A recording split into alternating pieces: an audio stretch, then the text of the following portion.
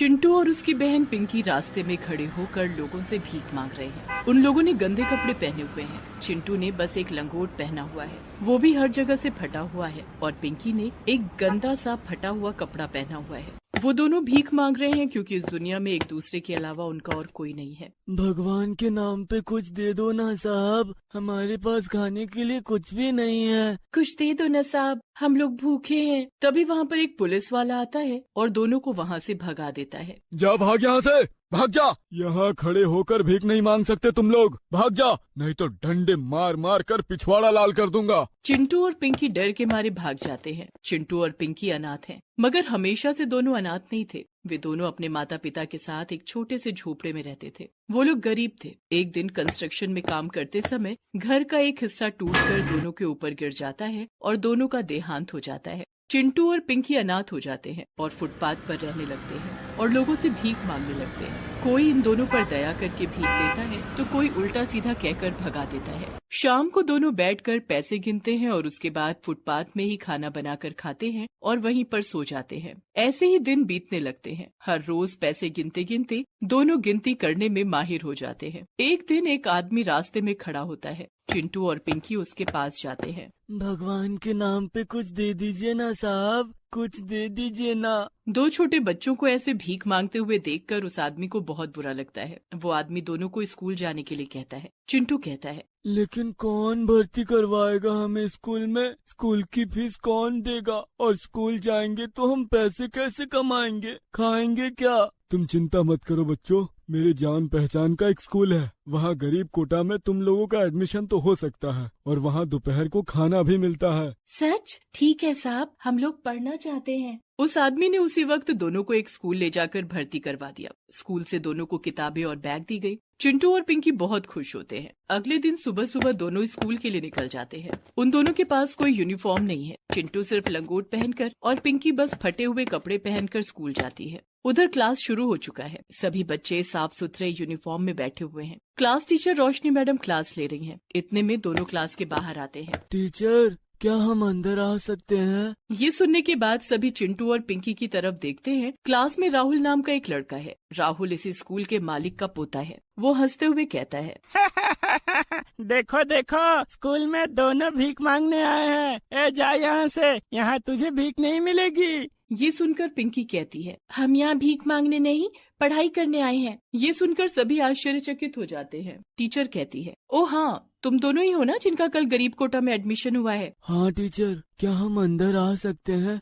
नहीं, पहली बात तो ये है कि तुम लोग बहुत देर से आए हो। हम पैदल चलकर आए हैं ना, इसीलिए देर हो गई। हमारे पास बस में आने के पैसे नहीं हैं। पैसे नहीं है तो भीख मांग जाके। पढ़ाई करने का इतना शौक क्यों है? हाँ, तुम लोग कहाँ से आ गए यार? तुम लोग तो रास्ते के भिखारी हो। ऊपर से ये क्या पहन कर आए हो? यूनिफॉर्म भी नहीं है। चले आए हो स्कूल का नाम बदनाम करने। यूनिफॉर्म के लिए भी पैसे नहीं है टीचर, हमें पढ़ने दीजिए ना। तभी वहाँ हेड टीचर आते हैं और क्लास टीचर रोशनी मैडम से कहते हैं, इन दोनों को क्लास के अंदर बैठाओ। रोशनी, अगर बाहर किसी को पता चल गया कि हम दो गरीब स्टूडेंट के साथ बदसलूकी कर रहे हैं तो हमारी स्कूल की बदनामी हो जाएगी। ये दोनों अगर यहाँ पढ़ेंगे तो वैसे भी बदनामी होगी। इसलिए इन दोनों को ऐसा सबक सिखाना पड़ेगा ताकि कोई और गरीब का बच्चा स्कूल आने का सपना तक ना देखे। हेड टीचर की बात सुनकर रोशनी मैडम दोनों को क्लास के अंदर बुलाती है। दोनों डेस्क में बैठने जाते ही हैं कि राहुल पीछे से चेयर खींच लेता है और वो दोनों नीचे गिर जाते हैं। राहुल उन दोनों से कहता है, ए, तुम लोग जमीन के कीड़े हो कीड़े, और चेयर पर बैठना चाहते हो? हाँ, राहुल सही कह रहा है।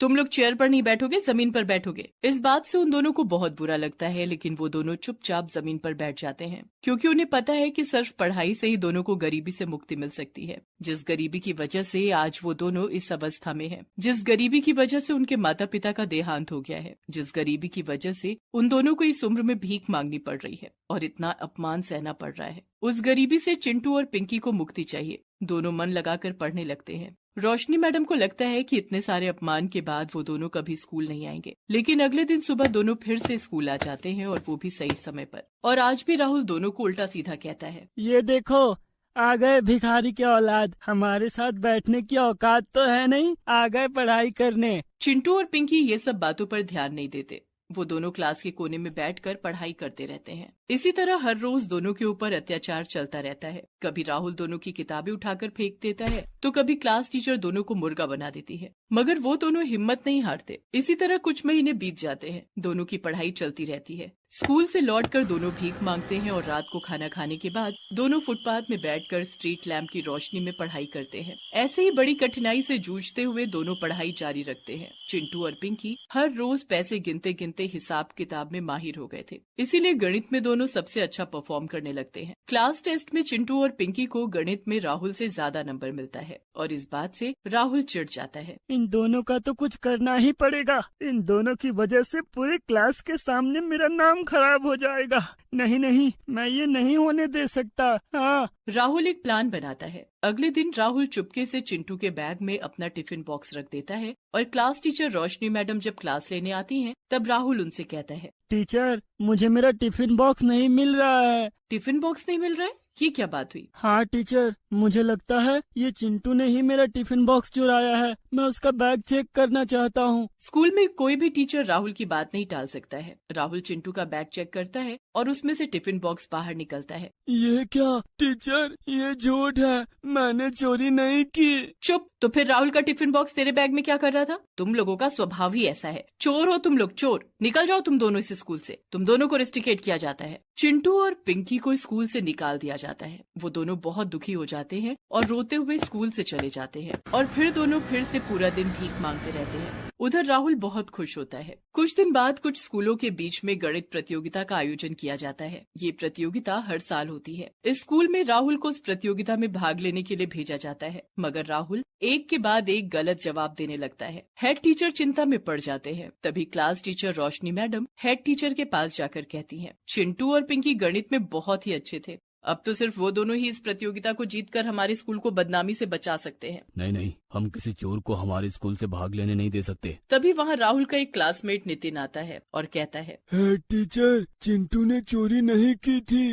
राहुल ने खुद अपना टिफिन बॉक्स चिंटू के बैग में रख दिया था। मैंने अपनी आँखों से देखा था। ये सुनकर दोनों टीचर चौंक जाते हैं। हेड टीचर कहते हैं, राहुल ने ऐसा किया था? रोशनी, हमें चिंटू और पिंकी को वापस लेकर आना होगा। ये बोलकर हेड टीचर अपनी गाड़ी लेकर रास्ते में चिंटू और पिंकी को ढूंढने निकल जाते हैं। दोनों मिल भी जाते हैं। हेड टीचर दोनों को लेकर प्रतियोगिता स्थल पर जाते हैं और राहुल को हटाकर चिंटू और पिंकी को भाग लेने दिया जाता है। दोनों हर एक सवाल का सटीक उत्तर देकर प्रतियोगिता जीत जाते हैं और उसके बाद हेड टीचर कहते हैं, चिंटू पिंकी, तुम दोनों के साथ हमने बहुत गलत किया है। राहुल ने भी बहुत ही ज्यादा गलत किया है, इसलिए हम शर्मिंदा है बेटा। तुम दोनों को स्कूल में फिर से भर्ती किया जाता है। और तभी राहुल के दादाजी वहाँ आते हैं और कहते हैं, केवल यही नहीं, तुम दोनों को स्कूल की तरफ से रहने की जगह, खाने, कपड़े और बाकी सब कुछ दिया जाएगा। मैंने सुना मेरे पोतों ने तुम लोगों के साथ क्या किया। राहुल, अभी माफी मांग लो इन दोनों से।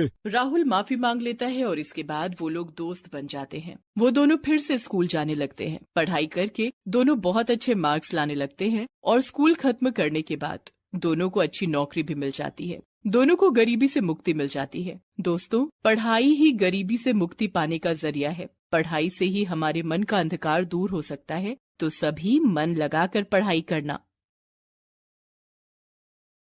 दिसंबर का महीना था। कड़ाके की ठंड पड़ रही थी। उस कड़कड़ाती ठंड में रीमा और सीमा दोनों बहनें कांपती हुई सड़क किनारे बैठी हुई थी। पिछले 2 दिनों से उन दोनों बहनों ने कुछ खाया भी नहीं था। उनका पालतू बंदर चंपक भी उन्हीं की तरह ही भूखा प्यासा उनके बगल में बैठा हुआ था। कुछ देर बाद दोनों बहनों ने बंदर चंपक को डांटना शुरू कर दिया। अरे चंपक, तू जाता क्यों नहीं है हमें छोड़कर? अरे हमारे साथ रहेगा तो भूखा मर जाएगा। चला जा, मैं तेरे आगे हाथ जोड़ती हूँ, तू चला जा हम दोनों को छोड़कर। लेकिन चंपक चुपचाप उनकी बातों को सुन रहा था और अपनी आंख मटका रहा था। देख रही हो सीमा, ये हमारी बात बिल्कुल नहीं सुन रहा है। ठीक है, अगर तू नहीं जाएगा तो हम ही तुझे छोड़कर चले जाएंगे, यही ठीक रहेगा। ज्यादा प्यार के कारण तू बिगड़ गया है, हमारी बात ही नहीं सुनता। ये कहकर दोनों बहनें वहाँ से जाने लगी तो चंपक भी उनके पीछे पीछे चलने लगा और फिर रीमा के पैरों को पकड़ लिया। अरे ये क्या कर रहा है तू? छोड़ मेरे पैर और चला जा, हमें परेशान मत कर। मैंने कहा न चला जा। अरे सुनता क्यों नहीं है तू? तू नहीं सुनेगा तो मैं मारूंगी तुझे। रीमा की बातों को सुनकर चंपक बंदर उनके आगे हाथ जोड़कर खड़ा हो गया। उसकी आंखों में आंसू थे।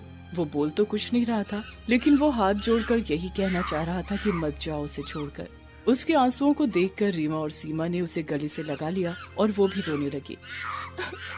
अरे हम भी कहाँ जाना चाहते हैं तुम्हें छोड़कर, लेकिन तुम्हें पता है ना, माँ बाबा की मौत के बाद हमारे हालात कितने खराब हो गए हैं। 2 दिन से ना तो हमने कुछ खाया है, ना ही तुझे खिला पाए। मकान मालिक ने भी हमें धक्के मारकर बाहर भगा दिया है। अब तू बोल, हम क्या करें चंपक, हम क्या करें? रीमा और सीमा के जीवन में 1 महीने पहले ऐसा हादसा हुआ जिसने उनके जीवन को पूरी तरह बदल दी। उसके पिता बजरंगी लाल और माँ विमला फुटपाथ पर बच्चों के खिलौने बेचने का काम करते थे। उसी से उनका गुजारा चलता था। मम्मा, मुझे वो टेडी बियर चाहिए, दिला दो ना मुझे। अरे बेटा, घर में तो कितने सारे खिलौने हैं तुम्हारे पास, पर टेडी बियर तो नहीं है। मम्मा प्लीज दिला दो ना, आप कभी मेरी बात नहीं सुनते, ये अच्छी बात नहीं है। मेरे दोस्त की मम्मा तो हमेशा उसे नए नए खिलौने दिला देती है। बजरंगी लाल और विमला की फुटपाथ किनारे लगी दुकान के आगे से गुजर रही उस बच्ची की जिद के आगे उसकी माँ को झुकना पड़ा। अरे भैया, ये टेडी बियर कितने का दिया? कौन सा मैम साहब, ये सबसे बड़े वाला या सबसे छोटे वाला? अंकल, वो जो भालू के पास रखा है पर्पल कलर का, वही चाहिए मुझे। अच्छा, ये तो सबसे अच्छा टेडी बियर है। जानती हो गुड़िया, ये ऐसा टेडी बियर है जिसमें चाबी भरो तो ये अपनी पल के झपकाता है और इसमें म्यूजिक भी बजता है। अच्छा मम्मा, फिर तो मुझे ये वाला टेडी बियर चाहिए ही चाहिए। इस बीच बजरंगी लाल ने टेडी बियर में चाबी लगाकर घुमा दिया। टेडी बियर अपनी आंखें मटकाने लगा और म्यूजिक भी बजने लगा। ये लो मुन्नी, ये तुम्हारा टेडी बियर पल के झपकाने लगा। कितने का दिया भैया? सिर्फ 70 रुपए का है मैम साहब। 70 तो बहुत ज्यादा है, मैं इसके 50 रुपए दूंगी। 50 तो खरीद भी नहीं है मैम साहब, आप 2-3 रुपए कम दे देना। 65 रुपए में वो टेडी बियर बिक गया। बजरंगी लाल और विमला पूरा दिन सड़क किनारे बैठे रहते और अपने खिलौने बेचते। कभी खूब कमाई होती तो कभी सारा दिन खाली भी बैठना पड़ता। विमला, इन दिनों काम काफी मंदा हो गया है। पता नहीं लोगों ने खिलौने खरीदने कम क्यों कर दिए हैं। अरे अब लोग मोबाइल में पता नहीं कौन कौन से गेम खेलने लग गए हैं, इसीलिए तो खिलौनों की बिक्री कम हो गई है। अगर ऐसा ही चलता रहा तो कैसे काम चलेगा विमला? 2 बेटियां हैं हमारी, अभी से 2 पैसे जोड़कर नहीं रखेंगे तो कल को उनकी शादी ब्याह कैसे करेंगे? अरे आप अपना दिल छोटा मत करिए, भगवान सब इंतजाम कर देंगे। एक दिन की बात है, दोनों पति पत्नी हर दिन के नियम के अनुसार सड़क किनारे खिलौने बेच रहे थे। तभी बजरंगी लाल ने कहा कि पता नहीं विमला, आज सुबह से मेरी बाईं आंख क्यों फड़क रही है, मन थोड़ा घबरा सा रहा है। तुझे तो पता है ना, बाईं आंख का फड़कना शुभ नहीं होता है। उसी समय शहर के किसी कोने में 2 लोग फोन पर बातें कर रहे थे। सारा इंतजाम हो गया है ना? कोई चूक तो नहीं रह गई? नहीं, कोई भी चूक नहीं हुई है। अब से आधे घंटे के बाद यानी 5 बजे शहर के चप्पे चप्पे में दहशत फैली होगी। दहशत, डर, यही फैलाना है हमें लोगों में, तभी हम अपने मंसूबों में कामयाब होंगे। हाँ। घड़ी में 5 बजे और फिर शहर में एक एक कर बम विस्फोटों का सिलसिला शुरू हो गया। जगह जगह धमाके होने लगे। कोई धमाका मॉल के बाहर हुआ तो कोई धमाका अस्पताल के पास, कोई धमाका किसी ऑफिस के पास हुआ तो कोई धमाका थाने के बाहर। लोग इधर उधर भागे जा रहे थे। भागो, भागो! हे भगवान, इतने सारे बम विस्फोट किसने किए? पूरे 15 जगह पर बम विस्फोट हुए। किसी को पता नहीं था कि 5 बजे शाम को वो शहर लाशों से भर जाएगा। ये किसकी नजर लग गई हमारे शहर को? अरे ये कौन दानव लोग हैं जो हमारे हंसते खेलते परिवार को उजाड़ देते हैं? अरे क्या मिलता है उन राक्षसों को ये सब करके? विमला और उसके पति दोनों की मौत इस बम विस्फोट में हो गई। बम विस्फोट में उनके चीथड़े उड़ गए। रीमा, सीमा और उनका पालतू बंदर चंपक, जिसे एक बार विमला ही सड़क से उठाकर लाई थी, जब वो घायल अवस्था में सड़क किनारे पड़ा हुआ था, वो सभी रो रहे थे। बाबा, माँ, हमारे माँ और बाबा को किसने मार दिया? अरे क्यों मार दिया? क्या मिला उन्हें मारकर? अरे वो तो खिलौने बेचते थे, बच्चों को खुशियाँ देते थे। अरे उनके बच्चों के आंचल में कांटे और आंसू क्यों भर दिए भगवान, क्यों? रीमा और सीमा दोनों अनाथ हो गए थे। उनके जीवन में मुसीबतों का पहाड़ टूट पड़ा था। थोड़े मोड़े पैसे जो घर में रखे थे उनसे कुछ दिन उन लोगों ने काम चलाया, लेकिन एक दिन वो भी खत्म हो गए। उन्होंने काम की तलाश भी की, लेकिन काम नहीं मिला। मकान मालिक ने घर से धक्के मारकर कड़कड़ाती ठंड में उन दोनों बच्चियों को बाहर निकाल दिया। सीमा, हमें कोई न कोई काम ढूंढना ही होगा, नहीं तो हम सब भूखे मर जाएंगे। अगले दिन वो काम ढूंढने फिर से निकल पड़े। चंपक भी उनके साथ था। संयोग से उस दिन उन्हें एक ईख का रस निकालने वाले के पास काम मिल गया। दोनों बहनें ईख का रस निकालती और बेचती। जब रीमा और सीमा के मासूम हाथ ईख का रस निकालते हुए थक जाते तो चंपक ईख का रस निकाल कर लोगों को देता। अरे वाह, इनका बंदर तो बहुत समझदार है, ये भी ईख का रस निकाल कर देता है। दोनों बहनों को वो दुकानदार दिन के 50 रुपए देता था। उसी से वो अपना और चंपक का पेट भरती। लेकिन रहने की समस्या अब भी थी। वो तीनों सड़क किनारे उस कड़कड़ाती ठंड में सोया करते थे। लेकिन एक दिन रीमा के दिमाग में एक ख्याल तब आया जब चंपक गन्ने के छिलके से जो रस निकालने के बाद बेकार हो जाते थे उससे अपने सर को ढक रहा था। एक दिन उन्होंने दुकान के मालिक से कहा कि मालिक, गन्ने के जो छिलके बेकार हो जाते हैं, क्या हम उन्हें ले जा सकते हैं? अरे क्या करेगी उनका, वो तेरे क्या काम आएगा? हम उसका घर बनाएंगे। छिलकों से घर? तेरी मर्जी, जा ले जा, वो मेरे किसी काम के नहीं। उन दोनों बहनों ने गन्ने के छिलके से अपने लिए घर बनाना शुरू कर दिया। चंपक भी घर बनाने में उनकी मदद करता। कुछ दिनों की कड़ी मेहनत के बाद उन्होंने गन्ने के छिलकों का घर बना लिया। देख सीमा, हमारा घर तैयार हो गया। कितना सुंदर है ना? हाँ, बहुत ही सुंदर। क्यों रे चंपक, तुझे पसंद आया अपना ये घर? रीमा और सीमा की बातों को सुनकर चंपक खुशी से उछलने लगा। वे समझ गयीं कि चंपक को भी ये घर बहुत पसंद आया है। उसके बाद वो तीनों उसी घर में खुशी खुशी रहने लगे।